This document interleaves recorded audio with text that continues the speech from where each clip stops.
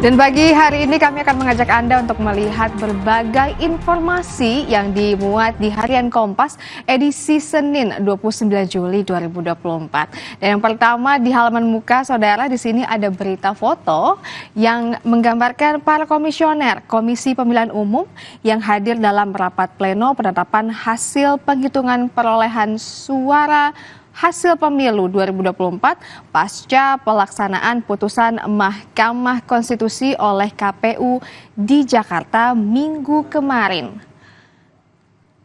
PDIP menjadi partai politik peraih suara terbanyak dalam pemilu legislatif 2024. 8 partai politik meraih kursi di DPR periode 2024-2029.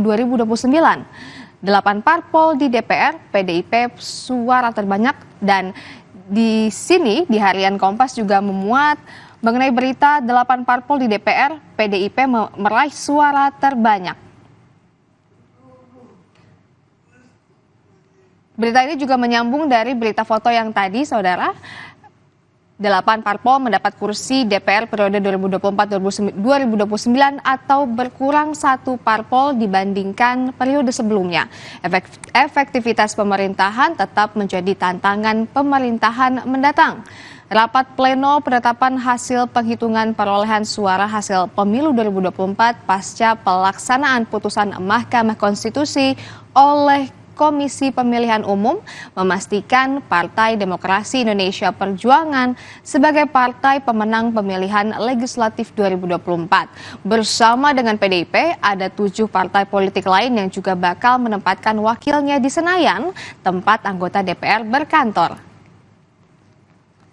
Kemudian di berita selanjutnya yang dimuat di Harian Kompas juga, saudara, di sini ada informasi dari Olimpiade Paris 2024 berjudul Arah Angin Memupus Mimpi Trio Srikandi. Ketidakpastian kondisi angin di Invalide, Perancis membuat Indonesia harus merelakan lepasnya medali nomor bergu putri panahan Olimpiade Paris Diananda Koirunisa dan rekan-rekan kalah di perempat final dari tim unggulan kedua Cina karena angin yang berubah-ubah dan jauh berbeda dibandingkan dengan laga pada pagi harinya. Trio Srikandi panahan Indonesia yang diperkuat Diananda, Reza Oktavia, dan Syifa Nur Afifah Kamal kalah 1-5 dari Cina pada Minggu malam waktu Indonesia Barat kemarin. Tim lawan hanya butuh 3 set untuk memastikan tiket ke babak semifinal. Tim yang meraih 5 poin set lebih dulu dinyatakan menang dan melaju ke babak selanjutnya. Tampil meyakinkan pada set pertama, tim putri Indonesia kehilangan momentum pada set kedua.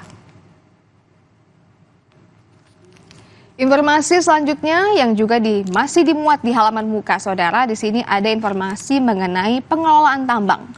Berjudul Haidar, Kami Tak Mengejar Untung. Pimpinan Pusat Muhammadiyah memutuskan menerima tawaran pemerintah untuk mengelola tambang. Langkah serupa sebelumnya telah diambil pengurus besar Nahdlatul Ulama. Ketua Umum PP Muhammadiyah Haidar Nasir menegaskan pengelolaan tambang oleh Muhammadiyah ini demi mewujudkan keadilan dan kesejahteraan sosial.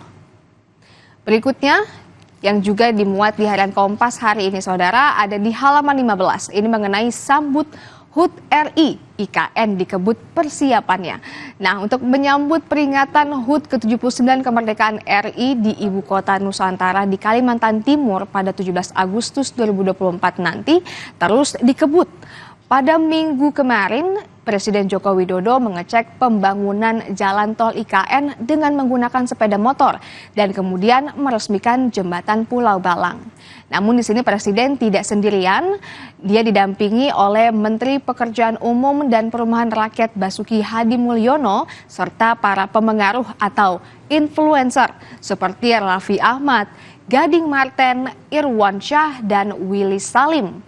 Sepanjang perjalanan jalan tol IKN tampak hitam mengilat, tanda masih baru. Namun baru 1 jalur jalan tol yang bisa digunakan. Dan saudara, informasi ini bisa Anda baca selengkapnya di Harian Kompas edisi Selasa, Senin 29 Juli 2024.